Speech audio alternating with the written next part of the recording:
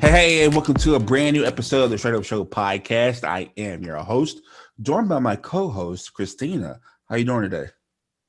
I'm good. All right, Christina, thank you so much for being on the show. And I missed you. I'm not gonna lie, I missed you. It's been a while. hmm And if y'all listen to the show, you know that me and Christina are, we're kind of like we're like nemesis, but we go back and forth. But it's definitely all love in this department. I got much love for Christina, even though I did say she's no longer welcome on the show, but here we are. Okay, I'm gonna keep coming back just to make you mad, so it doesn't matter. All right, and only how fitting, Christina, is that it's just me and you on this episode, and we're gonna talk about. I mean, if y'all listen to our previous season, you heard about my life as a single millennial right now, and it's kind of weird being single during this time, right? I'm almost perpetually single, so it's just the norm for me to be by myself. Yeah, and like and I'm starting to find out that it's okay. Maybe love doesn't happen right away. And that's kind of what we're going to do about have our show about today is that, love, it has no time on it at this point, especially, live your life. So we're going to actually have our guests today, some people that I researched and looked up, and very funny couple. We see them, they're so much in love. So on today's episode, help me welcome Miss Kitty and PJ, host of the UnDivorceable show. How you guys doing today? We're doing amazing. Woo woo! I like that intro. And so PJ and Kitty, they're a beautiful couple. I talked to them outside the show, and you can just see their love, even if you don't know them. You see their love. So we're gonna talk with them today. And like I said, if y'all heard our show before, I think I gave you the episode, Kitty, about me being single. Okay, I mean, and she heard the crazy things that I go through with dating. I mean, so we're gonna talk about that. So if you watch their show UnDivorceable on YouTube, Instagram, and Twitter, you can just see how much in love they are, and that's kind of one of the things that I want to talk about today because they are in love. But the thing with PJ and Kitty is that they were high school lovers, fell apart, and now they're together. So that's what we're going to talk about today. We're going to talk about their love and. But let's just go ahead and get started with it. PJ and Kitty, can you just tell us, a little bit about y'all, where you're from, and Well, this PJ, I'm from Dallas, born and raised, Oak Cliff. If you know about anything about Dallas, Oak Cliff is where all the hood and all the black folks be. So that's where I'm from. Yes, and this is Kitty. I was born in Terrell, Texas, home of Jamie Foxx, and was there until middle school. Then my parents transitioned and we moved up in the Dallas metro area into Garland. So it's pretty much went from the country girl to the suburban girl within a blink. And Terrell, Texas is no longer country though. I mean, I mean, if you go from Dallas to Shreveport, you know that Terrell, Texas is like you have to go through that. And I'm like, man, Terrell is like a city now. It's not even country anymore. Well, like a lot of towns that are trying to build up, they're building up along the outskirts of town, where the freeway is to try and bring in more commerce, but not really doing very much to the inner part of the town. So it's still very much very country. Yeah, but we got some Texas people with us today. So I mean, to me, Yeah. it's like this is my new hometown, and I'm actually talking to people in my hometown right now. So I mean, I got Christina back in Louisiana, and y'all here. So I mean, we're gonna have a good episode. But just tell us, I mean, how'd you two meet? Well, actually, I thought I was a Mac back in the day. Ninth grade. It was eighth grade year, going into ninth grade year. I go to a club. There's a club called Club Kuntash. That was in our suburban It was in Garland. So we go. So a couple of my homeboys, and then so we get to the club. So first thing, how it was. See how many numbers you gonna get tonight. You know what I mean? There's competition between the boys. So I see her dancing. I'm like, damn, little mama got something. So I shoot at her. I get, I should say, come here. Hey, you gonna be with me tonight. That was my line. Just like that. And she was with me the rest of the night. And that's what it was. and we dated,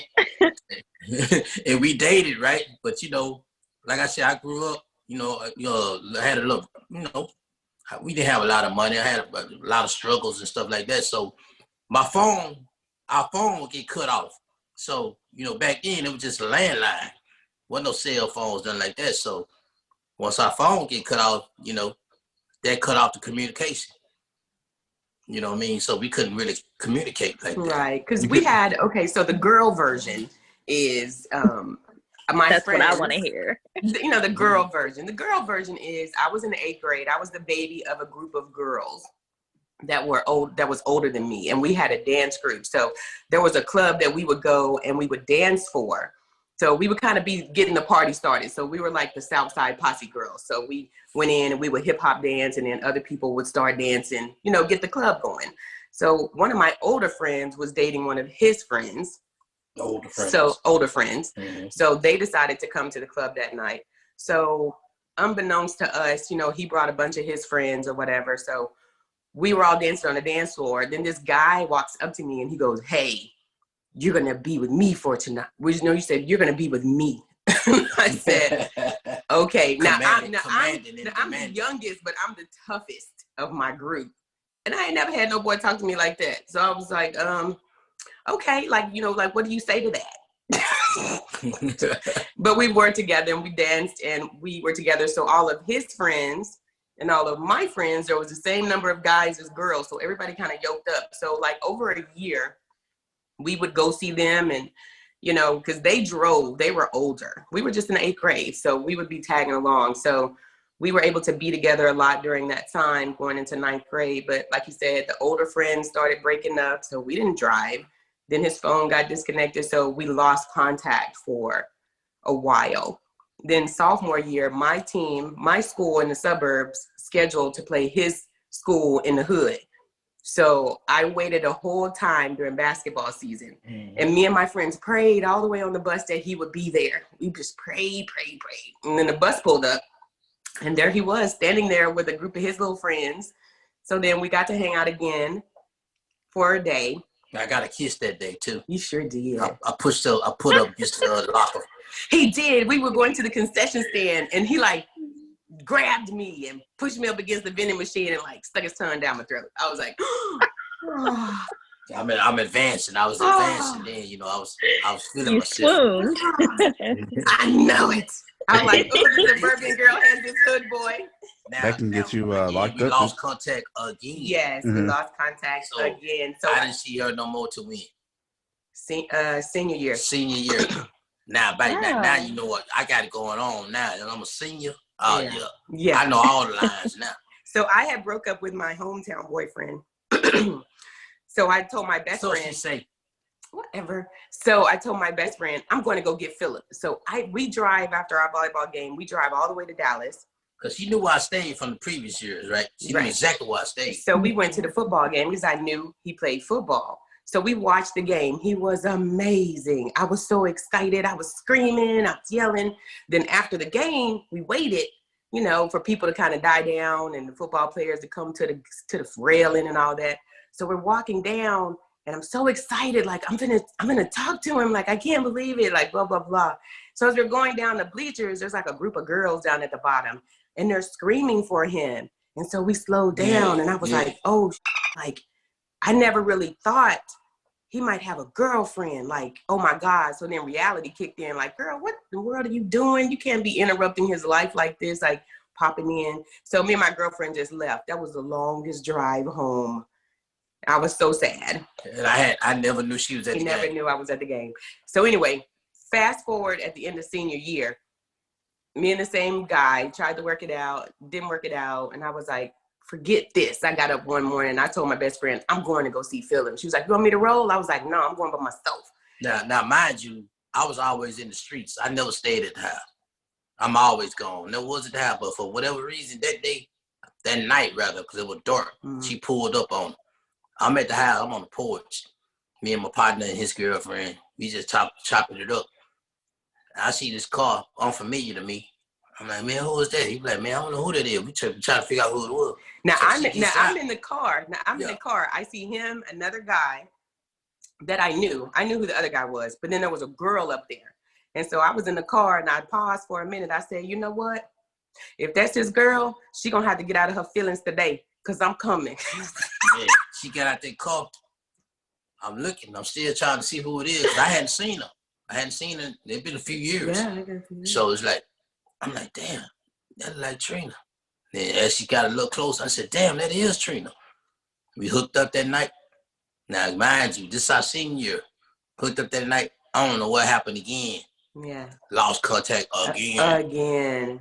Again. Now I'm getting ready to go to college and play football. Yeah, and I was getting ready to go to Oklahoma University as well. Now remember, this time ain't no text messages and none of this. Yeah, no cell. So we go to college. I just happened to go to college in Oklahoma, and she just happened to go to OU. Our colleges is probably about an hour drive apart from each other. Right. But we didn't know. Now we didn't know this because we lost contact. Now they had a stomp down, which is at OU. A big Greek show. Greek show. I mean, thousands of people in the arena. So we go out of all these people. I'm getting my Mac on. It remind me of the 8th grade year. I see out of all these people, guess who I see dance? Me. Katrina, shaking it. But this time she danced with a dude.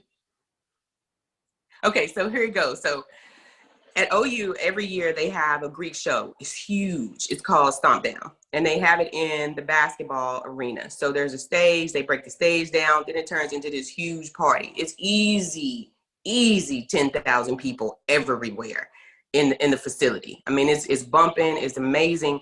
I had went to Dallas earlier in the week, and then my hair used to be very long, and I had cut it in a sling bob because I thought I was grown. I thought I was grown. So I had different hair and all that. So I'm dancing with this guy. All of a sudden, I hear somebody screaming my whole name.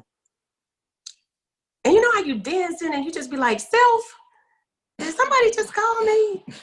But I kept dancing because I'm a dancer. I'm not a drinker, but I'll stay on the dance floor all day. So it got closer and screaming my name some more. So I'm still dancing with the guy and I'm like, I know somebody is calling my name. Then it got closer and it yelled again. I said, I know full well that is not. So then I slowly turned around and it was him. And I was like, oh my God, like, what are you doing here? He was not, y'all, let me tell you, he was not looking at me at all. He was staring at that guy. And I started like panicking, like this is my boyfriend. Like I done got busted doing something. I'm like, no. Yeah, she got busted. I pulled up on it. She got busted. I was just dancing with him. Like, I don't even know him. Like, and he was just had this angry face I had never seen before. And he was just staring past me at this guy. And the guy was like, man, we was just dancing. He was like staring at him. And I'm like, we really was just dancing. Like, I don't even know him. And he just stared at dude. And he was like, you still standing here? And I was like, just go. Wow. Hey. And just like that, we were back together again. Definitely a great love story. I mean, that is honestly, and me just being me, a movie fanatic. I'm like, sounds like Grease mixed with ATL mixed with Stomp the Yard.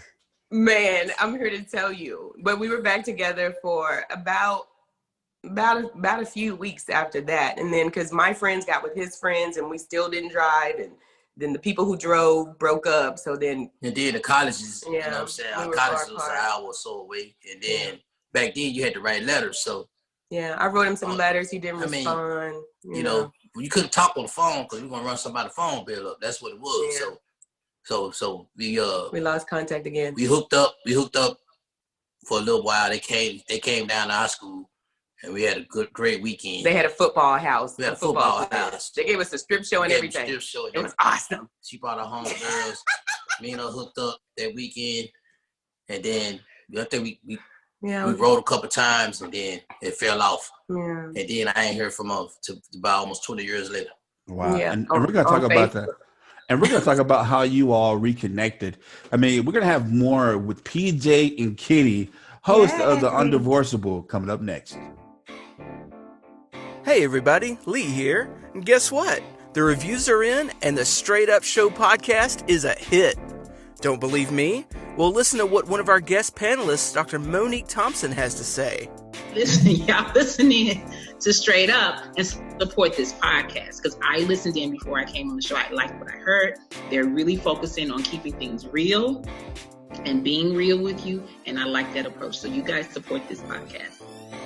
So if you want to listen, donate to the show, have a subject idea, or even want to be a guest, just contact us at straightupshow@gmail.com. That's straightupshow@gmail.com. Okay, so if you all have not been listening, we have a wonderful love story. Like I said, to me, it kind of sounds like Grease mixed up with ATL, mixed up with Stomp the Yard. It's just a good love story, and we're joined once again with PJ and Kitty, host of the UnDivorceable. So like if you've been listening, they went to high school, middle school for Kitty, but high school, sophomore, they lost in touch, got back together, lost in touch, got back together. College, got lost in touch, got back together. So here we are, 2018, right? 2018. Yeah, 20, almost 20 years later, here we are. So just tell us, how'd y'all get back together after 20 years? I mean, like, what happened? Okay, well, during that 20-year span of not seeing each other, she was always in the forefront of my mind, and I was wondering what she was doing, how she was faring in life. I thought about her, wanted to see her. You know what I'm saying? I just wanted to see her, lay eyes on her, and of course back then, before all this Facebook and all this technology, you really you couldn't find people like that. So, I was like, man, I ain't trying to interrupt her life and nothing like that. I just wanted to see how she's doing. So one day, I got on Facebook in 2009. I got on Facebook and didn't have no profile picture or nothing. I just had my name up there or whatever. And I got an inbox, and it was from her. And she was like, "Is this Philip Jones?" Because she couldn't see my face, because she didn't know because there's several Philip Jones. So I was like, "Yeah, this is the one," and that's how we reconnected. Yes. But we talked on the phone. Right. But she wanted me to put a picture up there. I never would, because she wanted to make sure that I wasn't, fat and ugly. I plays no games. I don't blame you, honey. So she talking about I had to see what you was working with first before I was like, hold on. She said, what you look like? I said, I'm straight. That's all I would say, right? I'm straight. And I hadn't been too long joining Facebook as well. I was more so on Twitter because my children were doing football recruiting, and football was really big on Twitter versus Facebook. But I got on Facebook because, there still were some college coaches and things like that on there. I didn't really have much of a profile on. I had one picture. So he knew I was still holding. You know what I'm saying? Yeah. So, we're talking on suspense. Yeah, we're talking on the phone, and it's, we're just catching up on each other's lives, because between that time, we both got married, kids, we got married, all that kind of stuff. And all that kind of stuff. Right, we done lived life. Yeah, we done lived a life, and, he wouldn't show me his picture. So then one phone call one day, he called me and got very specific and suggestive. Yeah, I did. It was kind of like the first time I met her, hey, you're going to be with me tonight. But the only difference was, I said, you know what? This is what I said to myself. I said, man, we done caught up. We done talked about all the songs. We done talked about the ice cream. We done talked about first time kids. We done talked about everything. So I said, you know what? It's either fight or flight. That's what I told myself. So I love it. I love that. I said it's either fight or flight. So hey, can I say this on the podcast? Go for it. She said, "Go for it. Go for it." Do what the woman of the house says. Do what the woman of the house says. I hit her with this. I said, "Look here." I said, "Man, he ain't gonna." At 8:30 in the morning. Now, let me tell you something. I am a certified school teacher, okay? So when my phone rang, I saw it was him. So I told my students, you guys go ahead and talk amongst each other. It's the beginning of the school day. he doesn't really True call. story. He doesn't really call me this early in the morning. So, let me check and make sure ain't nothing wrong. Whatever. So I answer the phone in front of a classroom full of students, looking at them while they're talking, and I hear this on the other side of the phone. So I whip around like in a movie to turn my back to my students. She said, "Oh." This is what I remember. Oh, but damn, can you get a drink or something first? Damn. She said that in front of the kids? No, I had turned my back. I was like, wow. Like, No, I had turned my back to the kids because I wasn't expecting any of that. I turned my back to the kids. Who would? And I was Who just really would? Oh my God. I was like, get a drink first. I mean, what we talking about? I'm gonna have to call you back. wow. No, needless to say, nothing educational happened for the next 2 hours in my classroom. I had to sit down and think. How do you recover? How did we get here?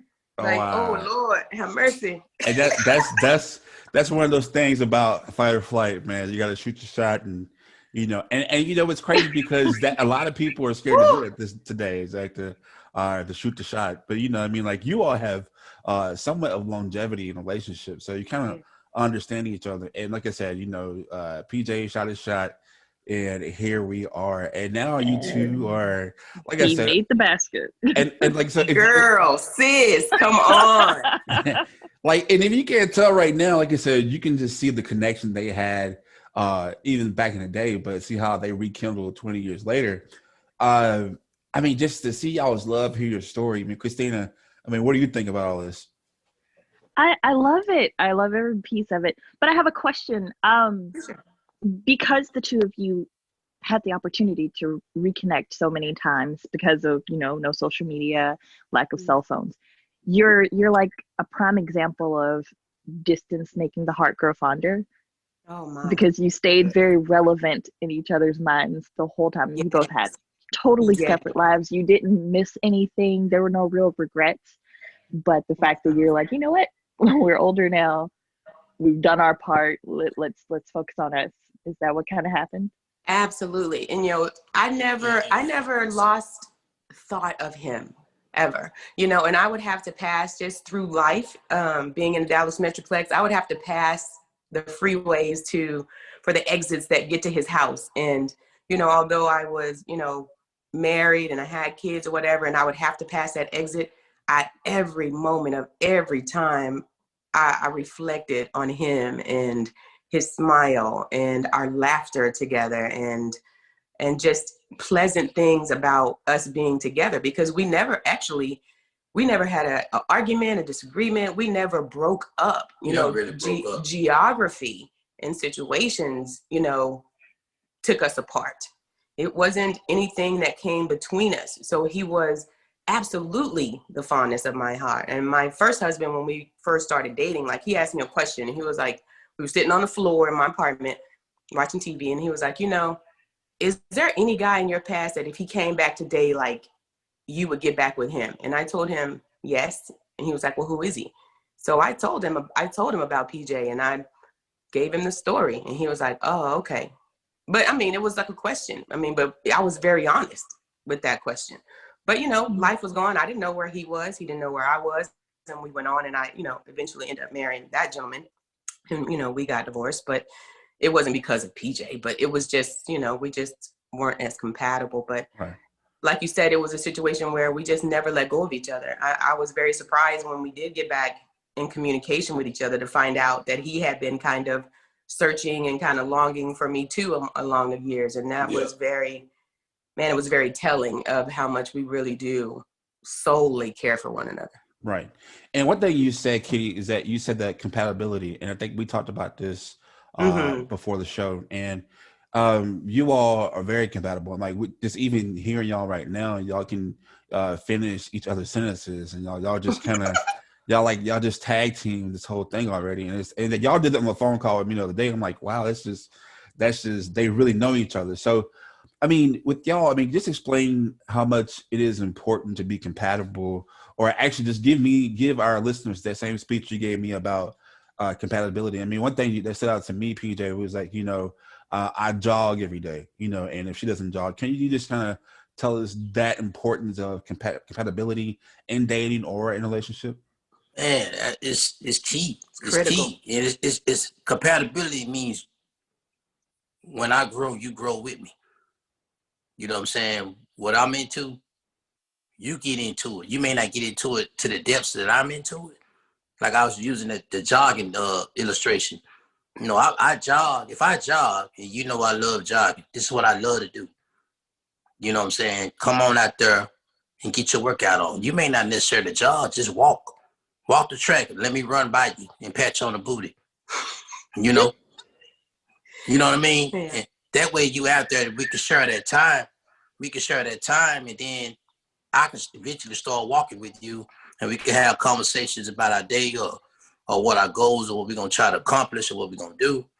That's sticking together. You know, the more things you can do together, Right. the more compatibility you have, the better your relationship will be. Because if I'm doing things and you going to the right, you doing things going to the left, that's pulling each other apart. Right.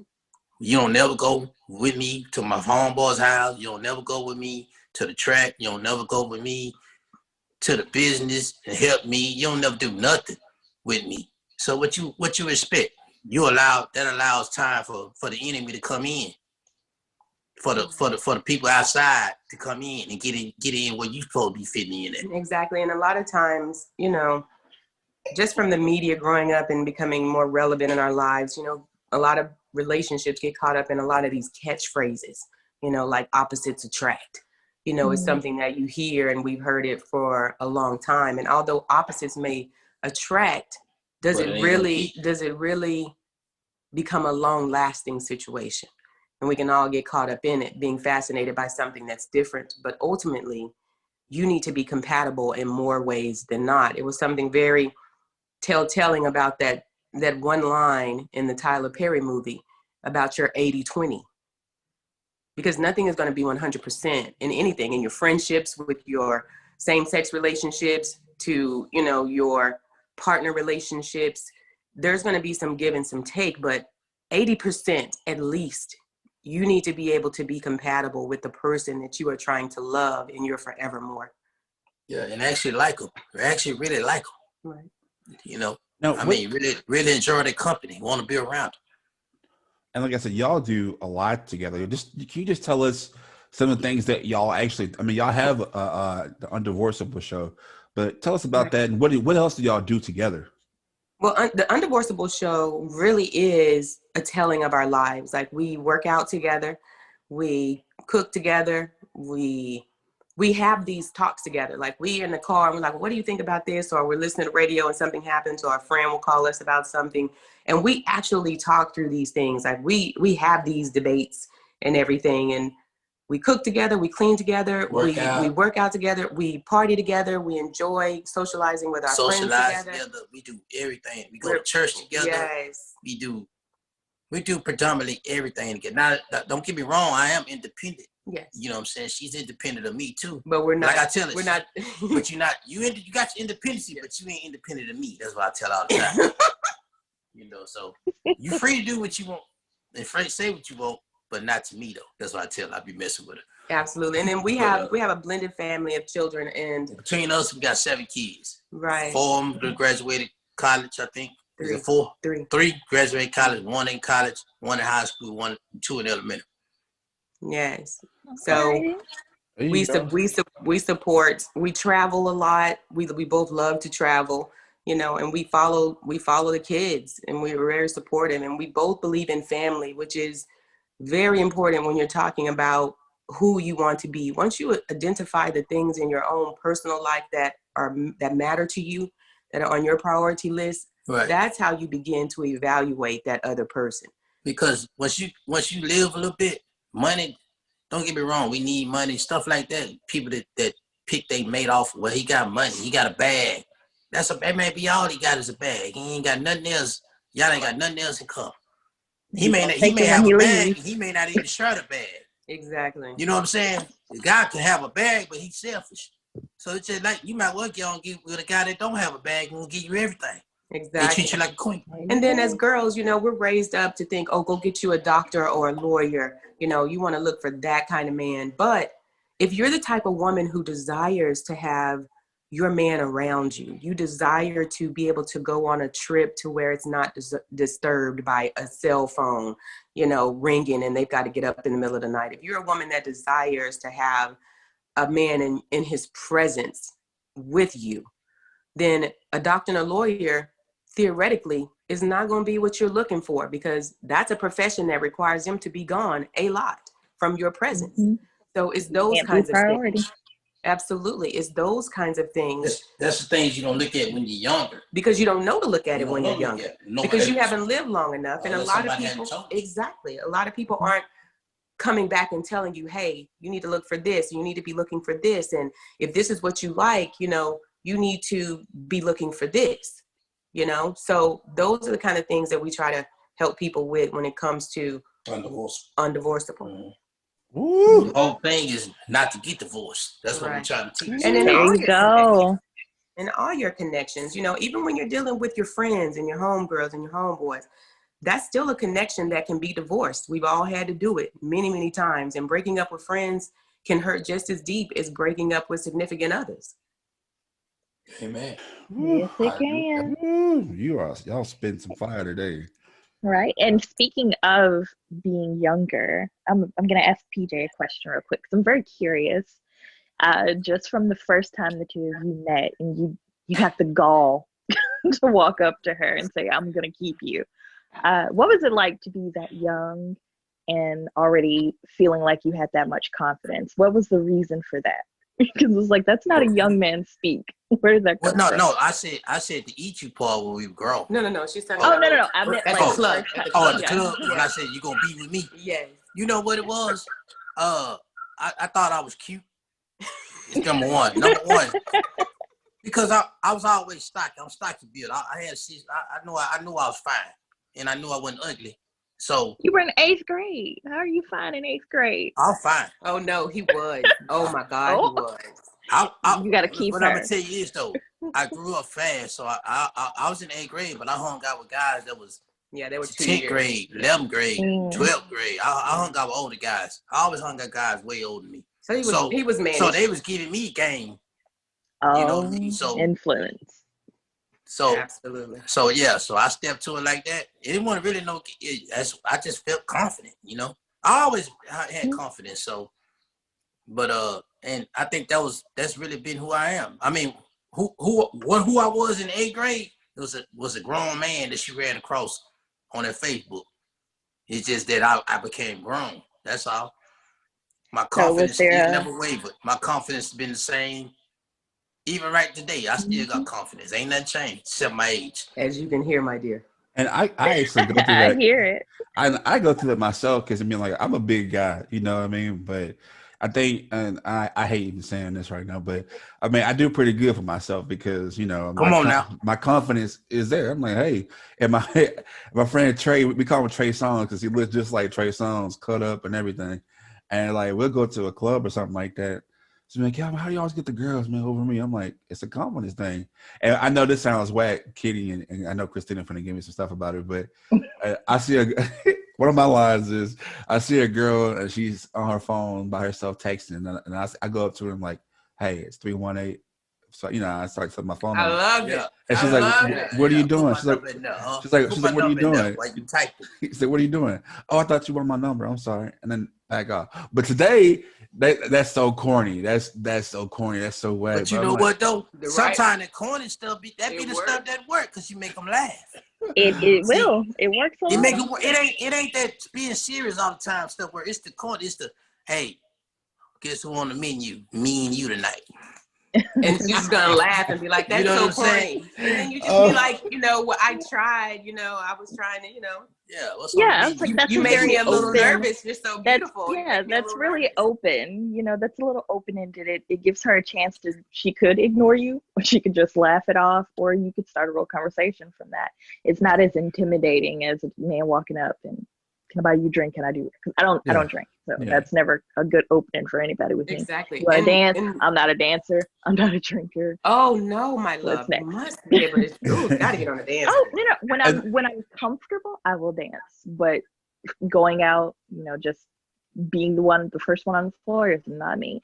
I also have one of those the RBFs. You know, my face looks mad all the time. So I think Oh people are afraid of no, me. my dear, you must practice not having that. It's just my face. But Oh, you know my what? As soon as you speak to me, when you speak to me, I smile. I smile anytime I'm talking, even when I'm mad. So it's just one of those you have to actually get my attention, Okay, sis. and then you'll see my face changes. And we're But gonna, Okay, sis. and we're Okay, gonna, hold my on, bad. Calvin. What you Hold on, got? Calvin, because we're gonna have to address this right quick. We're gonna have to address this right quick because I'm gonna have to help my sister out. If you have identified that you have that face, and I've helped some women practice this. If you've identified as a grown woman that you have that face, it is up to you to practice in the privacy of your home to not have that face, because your face and your outwardness is what you're presenting to the world at every moment you step outside your house. If you as a grown woman have identified you have that face, it is definitely your responsibility to fix it. And it is fixable. You have to be more yeah, aware. absolutely. You have to be more aware, because if you feel like you may be doing it, immediately correct it, because you could be outwardly projecting something that makes your king not approach you. And that is not who you are as an internal person.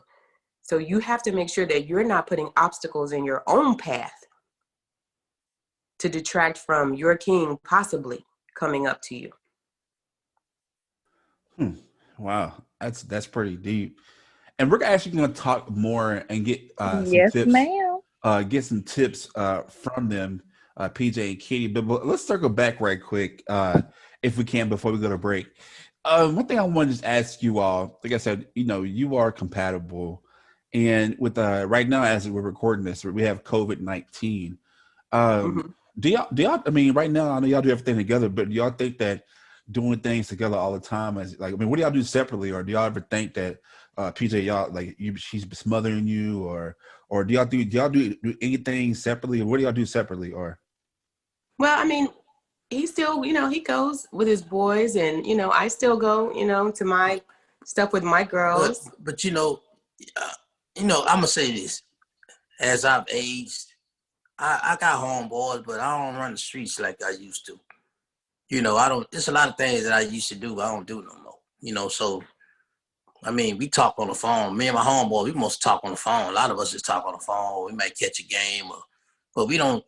If I'm going out to a club or something like that now, if I go, which I rarely go, I'm going with my girl.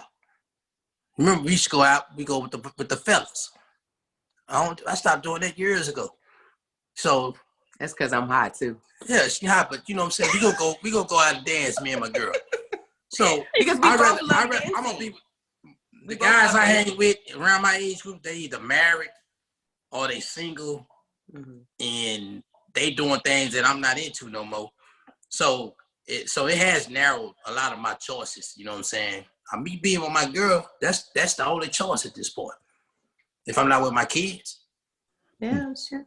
But you know what? And I hear where you're going with it about. But I see what you're saying. The smothering. I put it like this: I'd rather be smothered by her than to be smothered by you.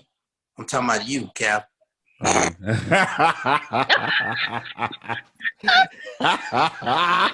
Sorry. I didn't expect that. Hey, it's hard to make me laugh, man. But if you can crack a joke with me, man, hey, you cool with me.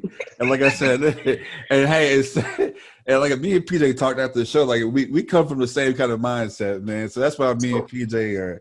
Like a dude say, man, you handpicked. That's all right. I'm picked by the right hand, though. Yes. There you go. Hey. Yes. Wow. So it's how you look at it now. Like I say, as we get older, and y'all, I know we older than y'all, but y'all not young. And a lot of things y'all did when y'all was 20, y'all ain't doing it at 30, 32, or whatever. You know what I'm saying? Because that's not, you done growed from that. Hopefully. Wow. Yeah. Hopefully, yeah. And, wow. Y'all, this is an episode you're gonna love. We're gonna have more with PJ and Kitty from the UnDivorceable show. Man, this has been a great episode. So you don't want to miss it. Stay tuned. Vaccines are here. We can see the light at the end of the tunnel. But don't get sloppy. We still have to practice social distancing, play safe, and be smart. The virus is still here, and only high-risk workers will receive the first batch of vaccines. And you have to take 2 doses to get the full effect, so supply is limited. And remember, we're all in this together, and it shows when we stand hand in hand, making our dreams come true.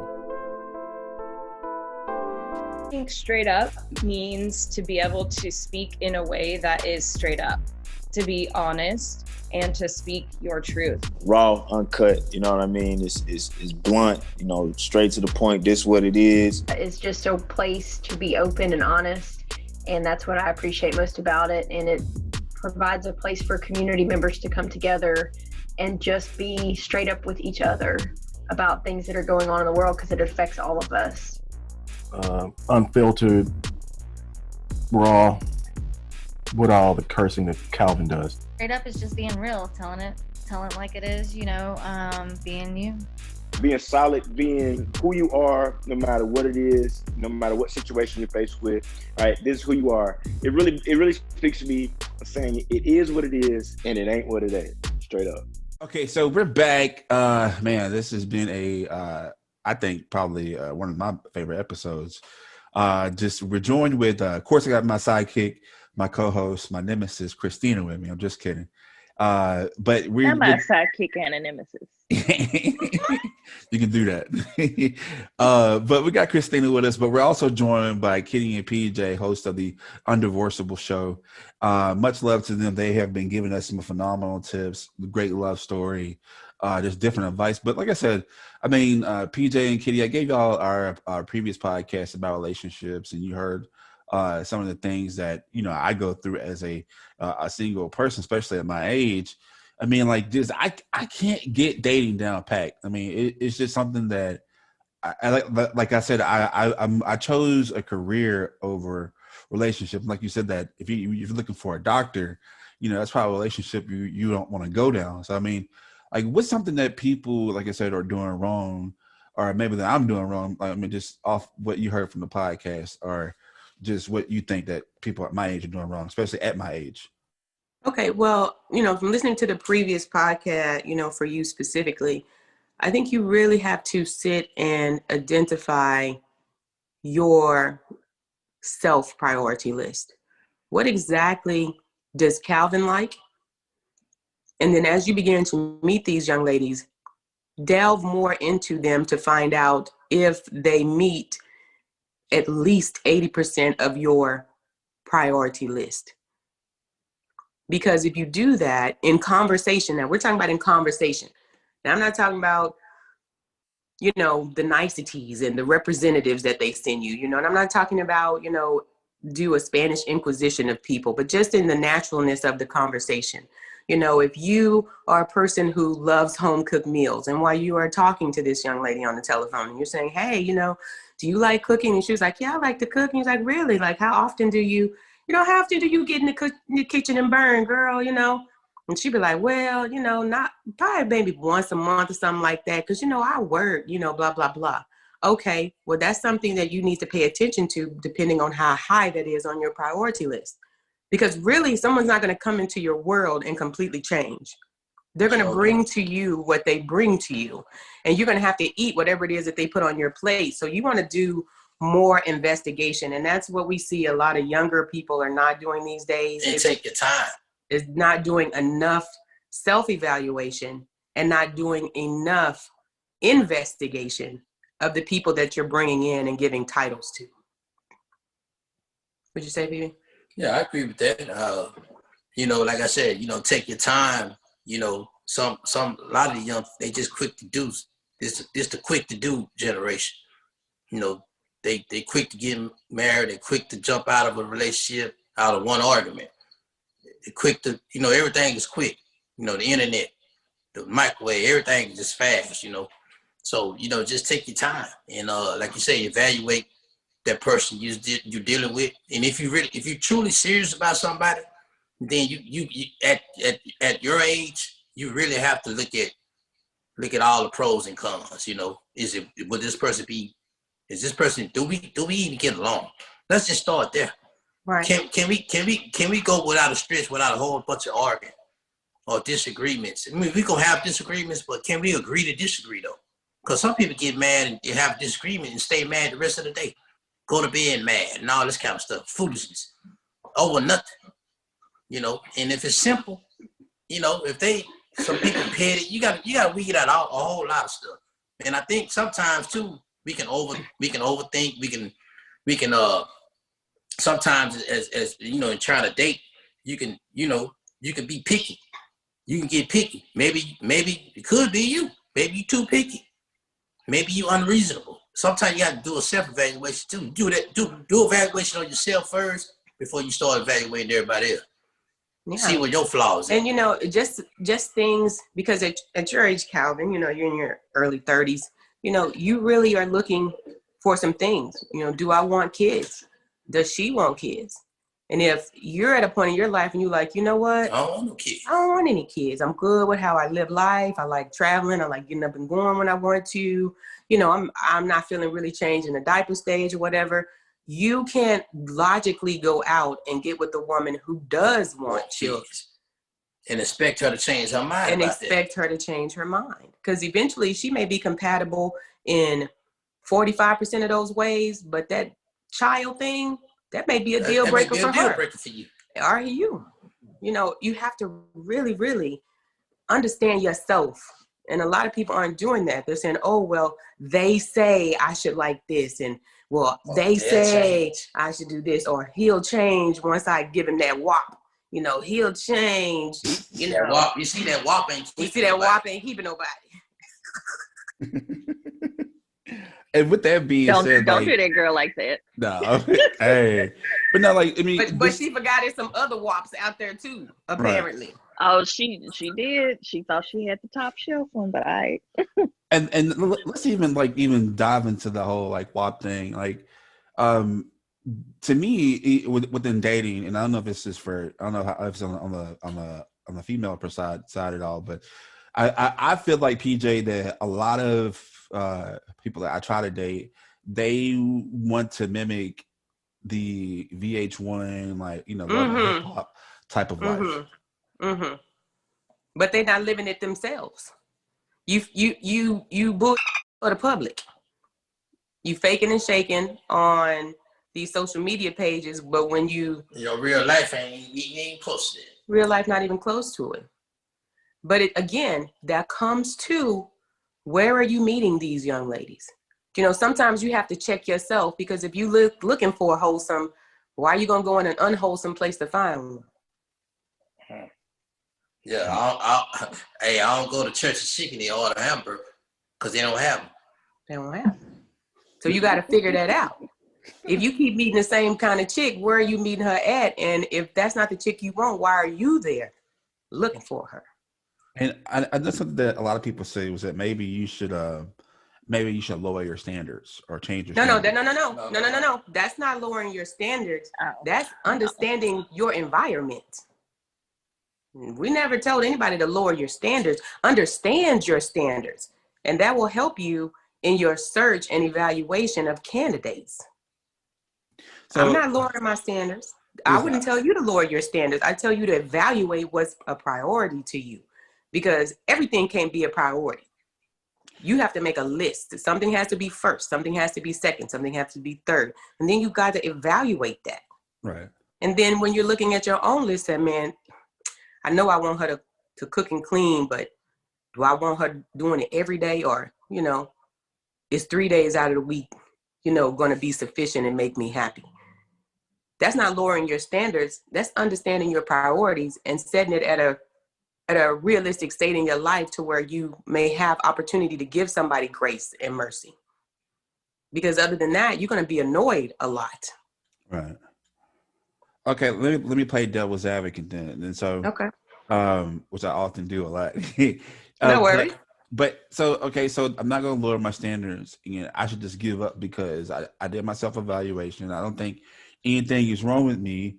And I think I have to lower my standards, but or I'm actually understanding my standards, but I'm still not finding anything. Like I should just give up. Well, to God be the glory for that, because I don't believe we're meant to be on this earth alone. That just means you need to buckle down and go into another location. If you go to one restaurant and they say, "Hey, we're out of chicken, we'll have some more tomorrow," but you hungry, then you say, "Okay," you get in your car, you drive to the next location. And if they don't have it, then you drive to the next location. I don't think you ever give up on love. Never. Or looking for somebody to share your life with. Companionship. You should never do that. You should take it how it comes. You should give everybody a fair opportunity that you're interested in. And if they don't measure up, just like you can use, guys do this. Women, I'm gonna say this, I'm gonna give y'all a tip. You know, it was a tip, baby. Yeah, like if I'm into a woman, right, and we've been dating for a while, and I'm just using this as an example, and just say we were in a serious relationship, and just say she worked nights and I work days, and I say, "Hey,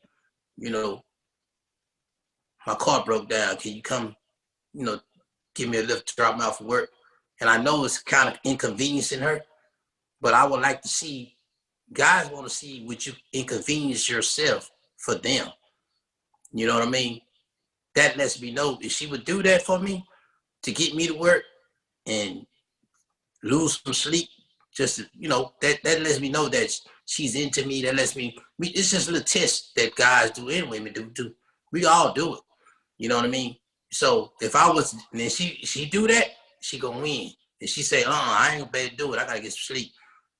But then turn around and say, "Hey, can you take me here? Or can we do this?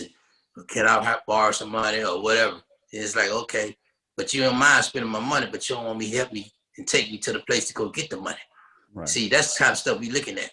But it ain't about the sex. It ain't about all the other stuff. It's about what you gonna, will you take care of me if I have a need?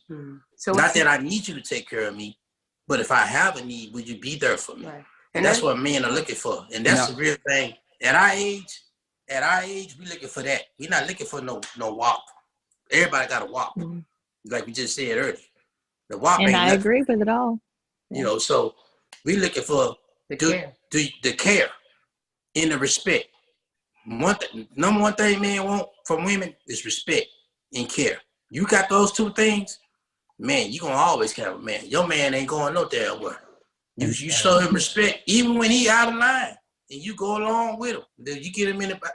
You don't disrespect him in front of his friends or whoever. You say, "Hey man, you was out of line," but y'all behind closed doors when you give him the business. You know what I mean? Men we want respect. We kings. Be head. You know what I'm saying? And you treat us in that fashion, and in a loving way, in a caring way, you'll always be with a man. Not to say that a man's supposed to run over you. I'm not saying that. He ain't never supposed to run over you. He's supposed to protect you and love you. That's what he's supposed to do. So you get in his ass, you need to get in his ass, and he can accept that, and you do it in a respectful manner. And after you get in his ass, give him some ass.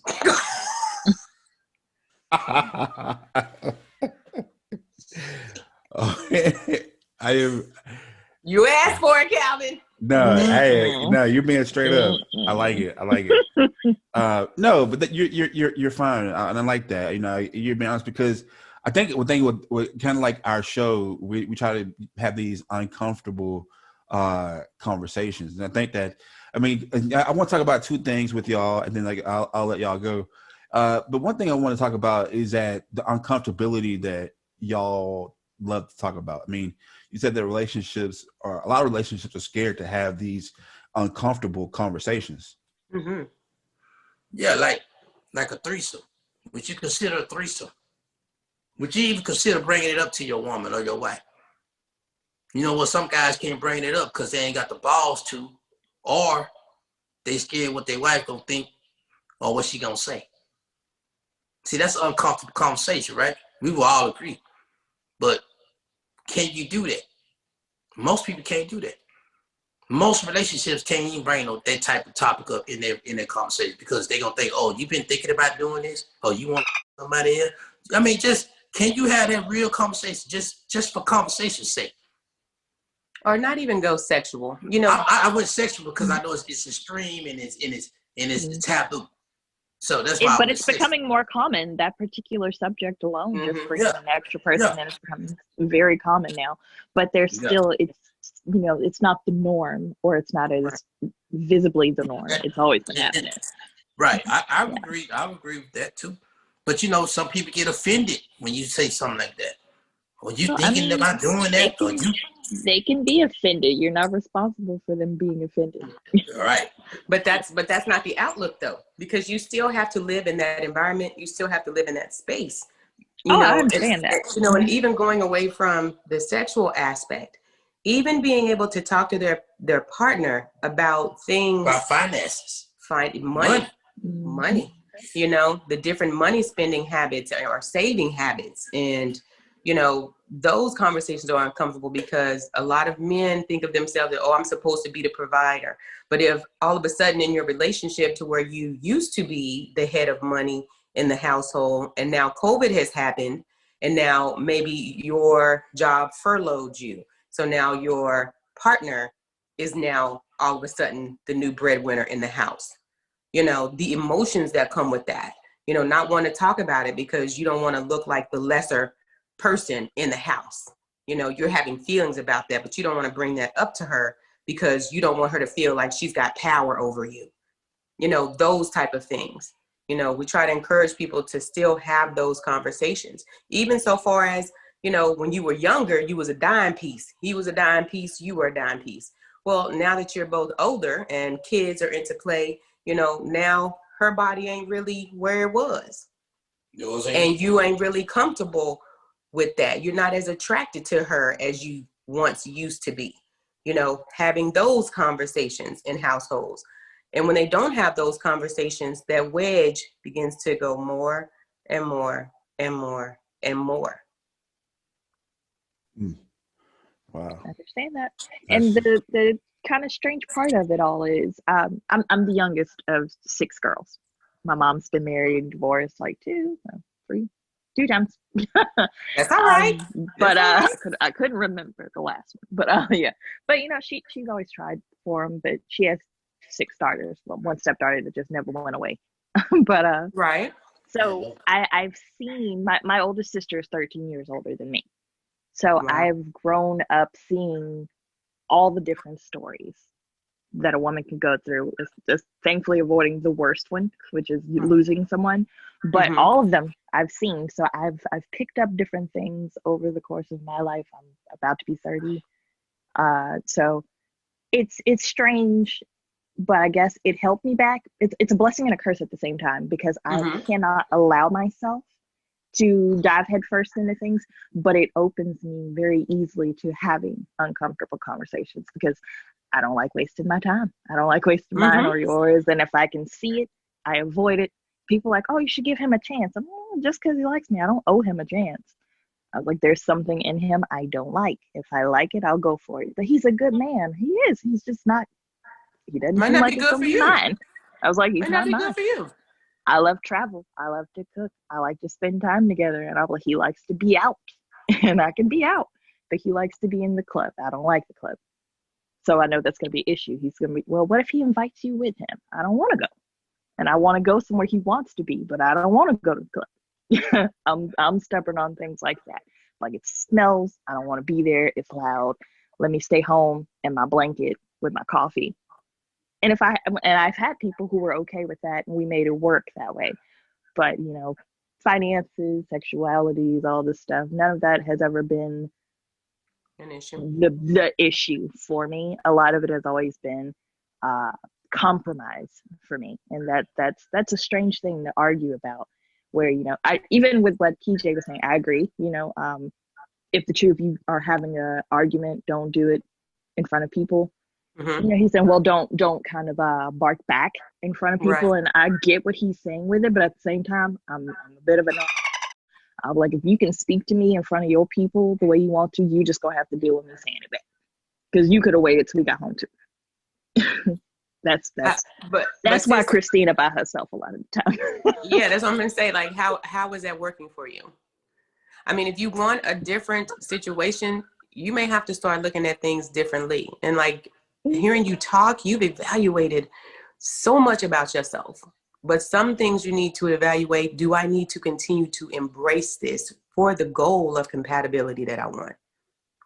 Because compatibility ain't Well, perfect. that would be, I would understand that a little more if I felt like it was, if I felt like it was holding me back in a way. It doesn't. It's because I've had successful relationships that ended for whatever reasons they did.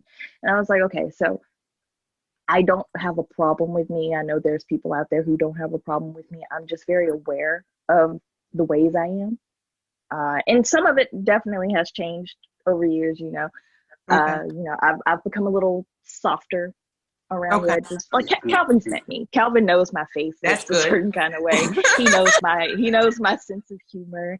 So he can kind of vouch for me a little bit. I'm not as bad. I know, because I want to run through the It's a phone lot and give you a better. hug. Like, hey, No. You guys, hell.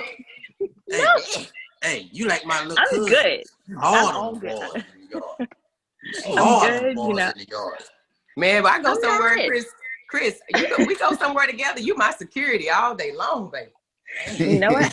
I'm Hey, good I at don't it. think that would have I'm worked. good at it. Chris, I don't think that line would have worked on your ass. You gonna be with You me know tonight. what? She's like, no, you ain't gonna be with nobody tonight. You know what? I know it sounds that way, but I would have entertained it. I would have entertained it because it would have made me laugh. But at the same time, I'd have been like, if you don't move your goofy, no. But at the same time, I see. But you know what, though? But at the same time, I would don't have know loved you. it. I don't know you. I I would just have met loved you, it. but I think you underneath all that, you are softy. At I some point, am. somewhere. I am. 100% I am. And let's actually transition to that word soft, because I hate that word. Like, most people hate the word moist. I hate the word soft.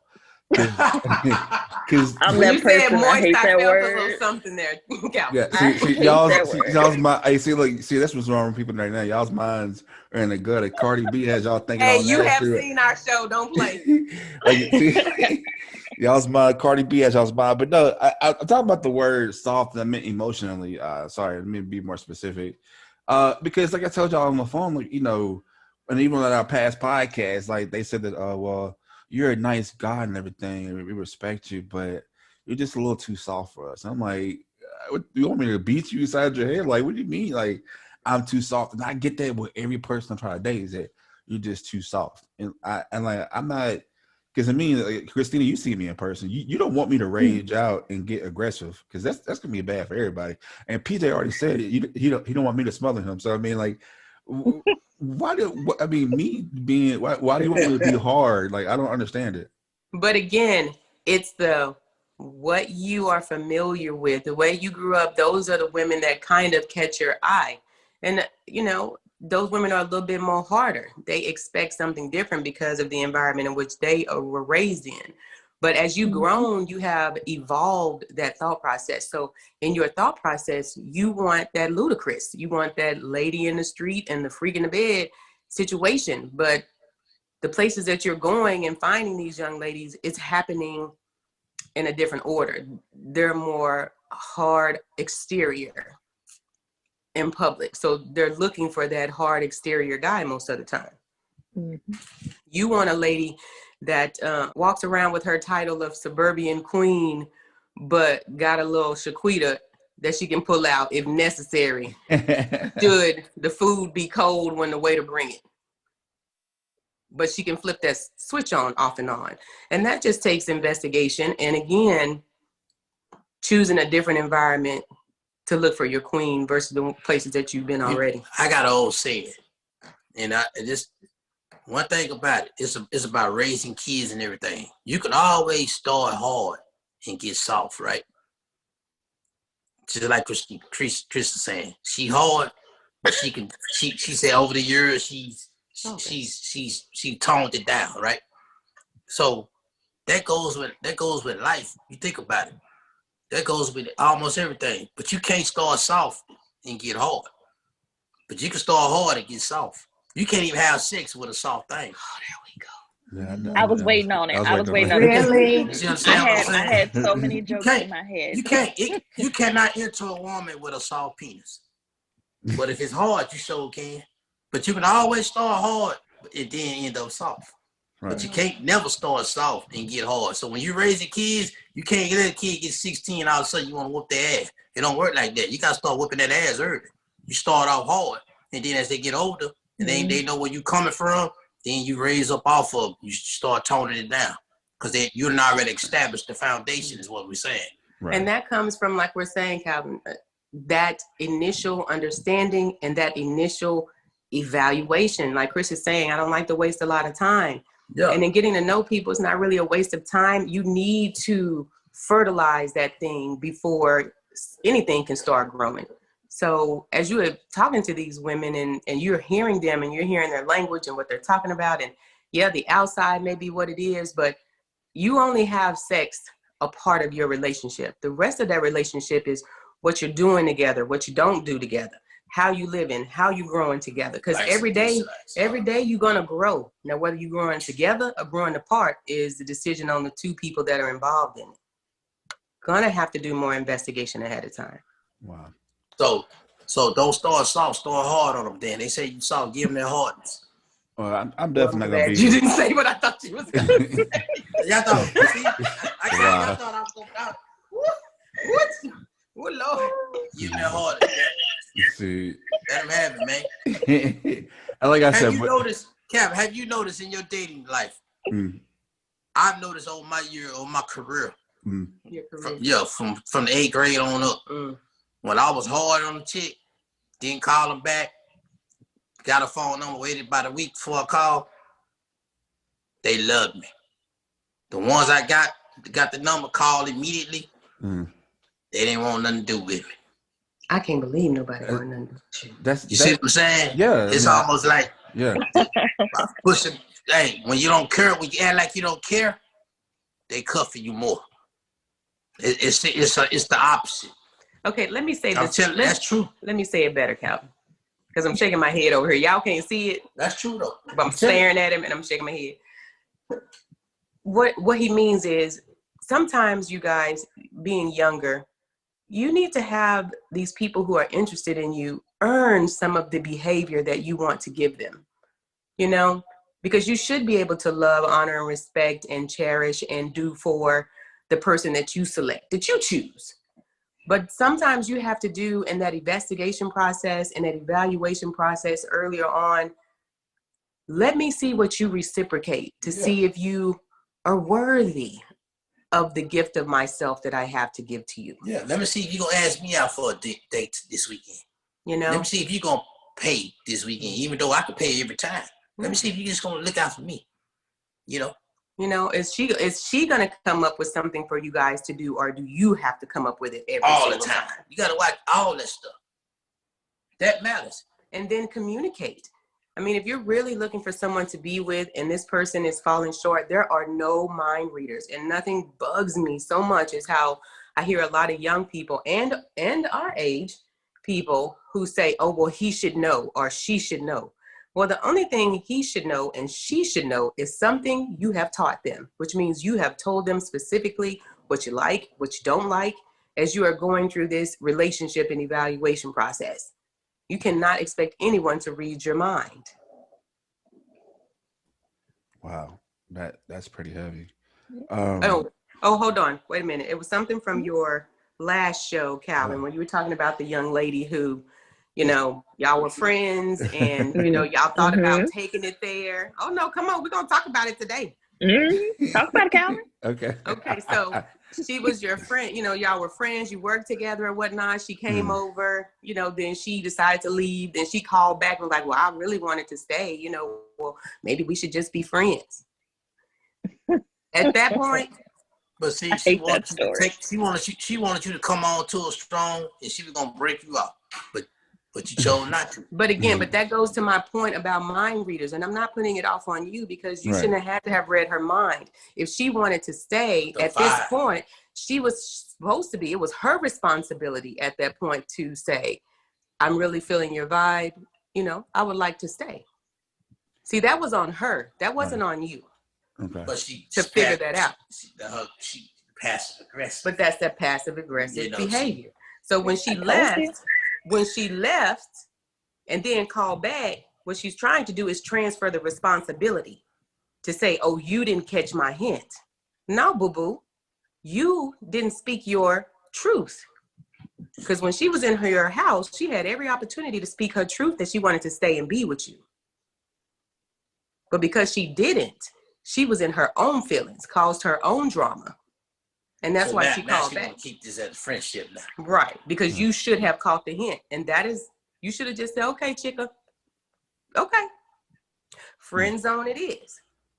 Because she's not going to be the type of woman that you need in your life, because can you live your life every day trying to figure out what she may be thinking so you don't upset her? Because she's not going to talk. And guess what? You weren't even dating the chick. Exactly. Just think you was in a relationship with her and she get in her feelings. She got in her feelings and y'all weren't even a couple. Just think if y'all become a couple and see how she act. Look at that behavior right there. She leave for work every day. She call you back. Oh, you didn't kiss me before you left. Oh, damn. You were supposed to, why you ain't bought me flowers? You know, it's been 2 days and you ain't bought me flowers. You know I like flowers. What? You ready to be, see, that's the problem. You ready to be served, but you're not willing to serve. See, that's the problem. People are ready to be served, but not willing to serve.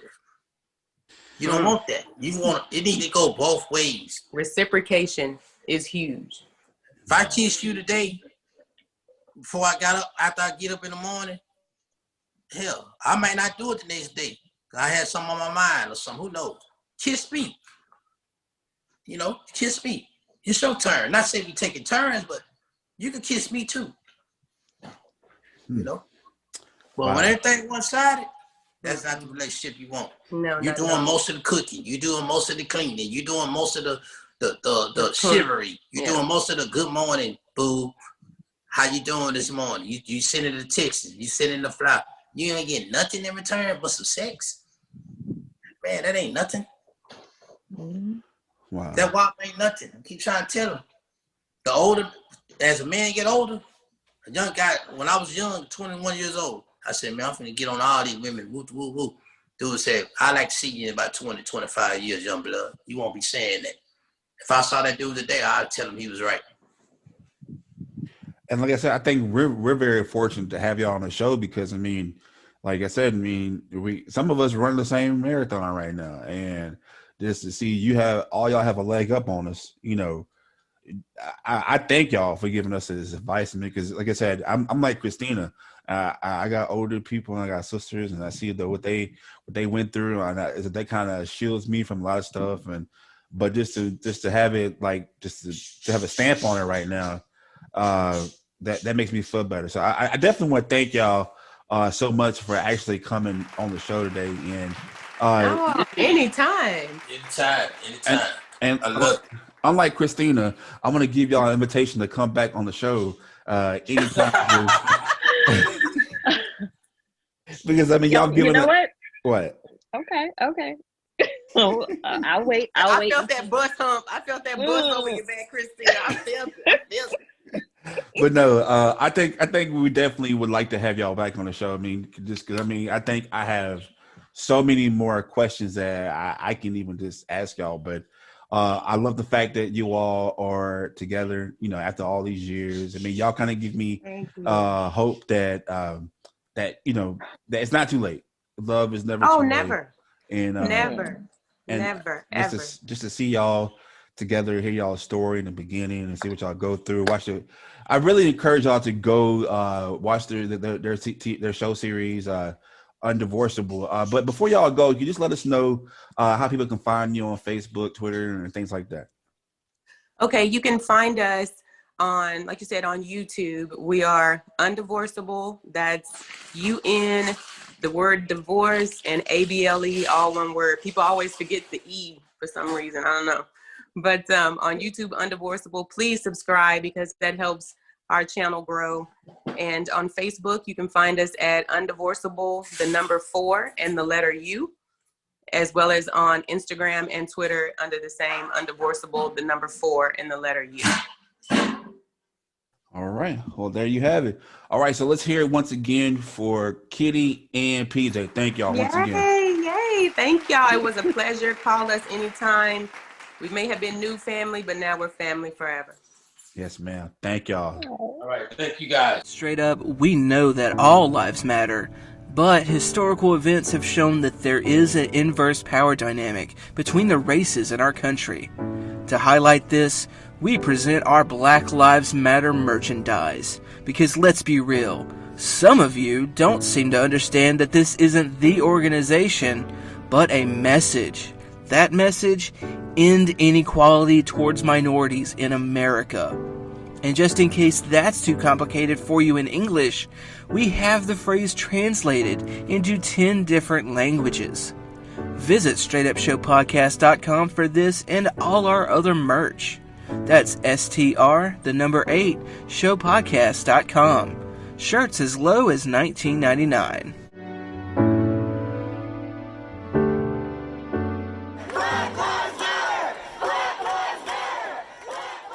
Wow, that was a this has been an interesting episode, Christina. It's been one for the books, but I definitely want to thank PJ and Kitty for coming on our show today, giving us a lot of advice and just to hear their love story. What do you think?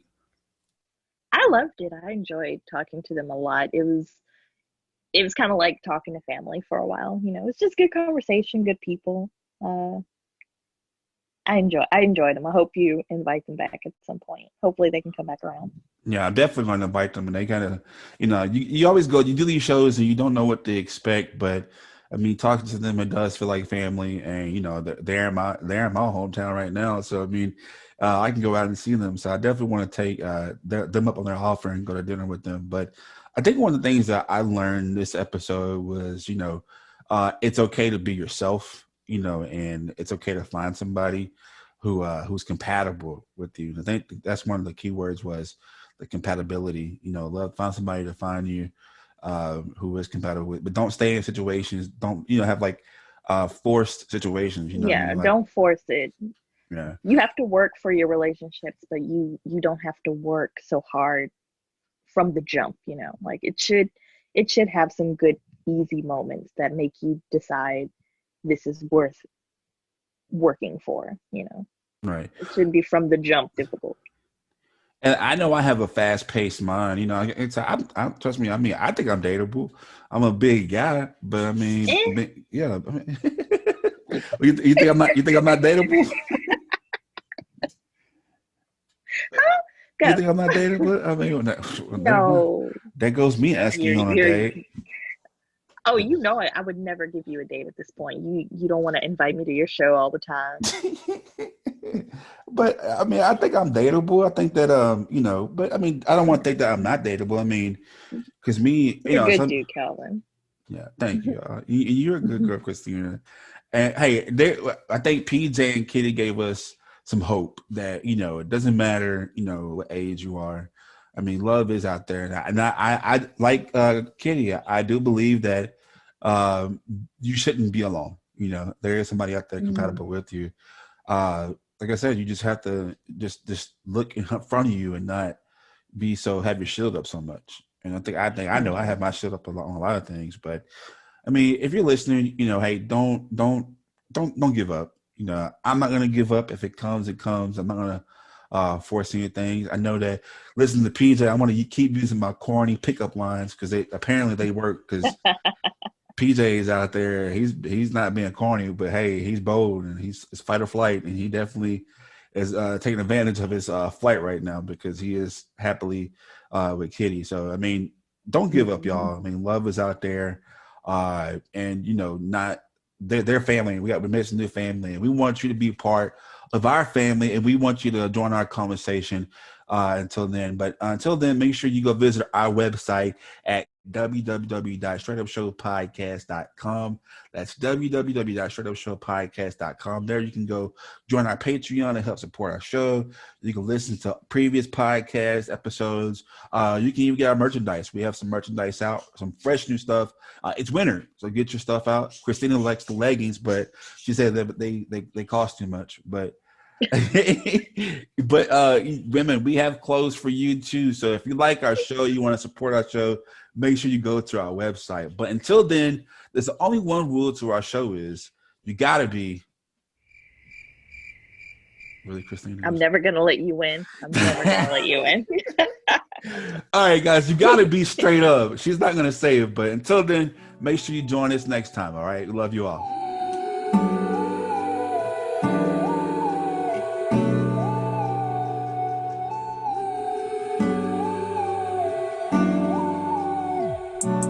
Break open the bottle with my man.